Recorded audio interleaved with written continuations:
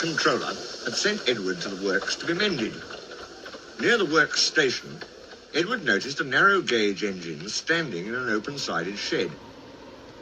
That's Skarloey, he thought. What's he doing there?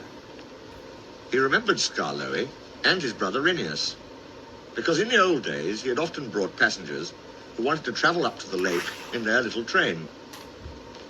As the men at the works could not mend him at once, Edward asked them to put him on a siding close to Skarloey.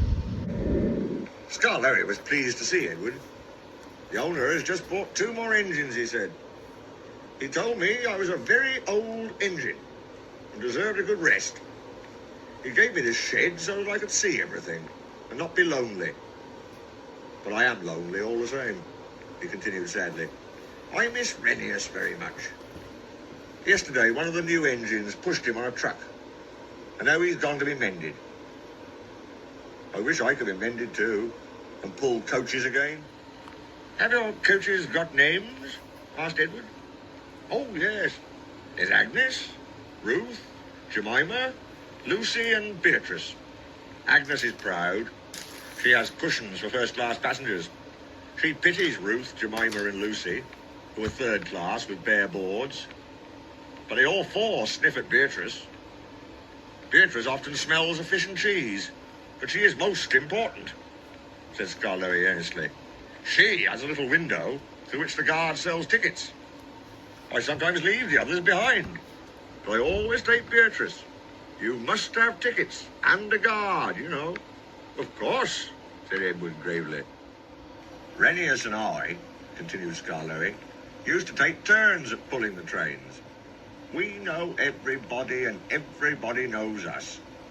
We whistle to the people in the fields, at level crossings, and in lonely cottages and farms, and the people always wave to us.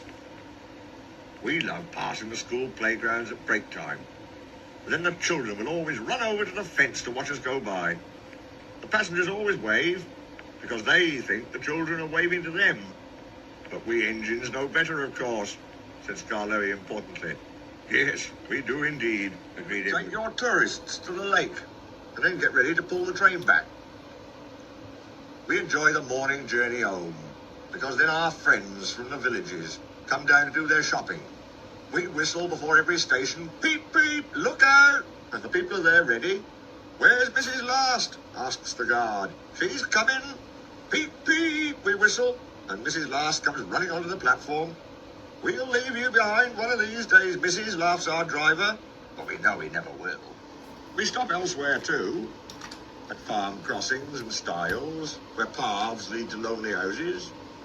Renius and I know all the places very well indeed, and our driver used to say that we would stop even if he didn't put on the brakes. Sometimes on market day, Ruth, Jemima and Lucy were so full of people that the guard would allow third-class passengers to travel in Agnes. She didn't like that at all, and would grumble. First-class coach, third-class people. That made me cross. Shut up, I'd say, or I'll bump you. That soon stopped her rudeness to my friends. Just then, some workmen came. We're going to mend you now, Edward, they said. Come along. Goodbye, Skarloey. Thank you for telling me about your railway. It's a lovely little line. It is, it is. Thank you for talking to me, Edward. You've cheered me up. Goodbye. Skarloey watched Edward being taken back to the works. Then, shutting his eyes, he dozed in the warm afternoon sun. He smiled as he dozed, for he was dreaming, as old engines will, of happy days in the past.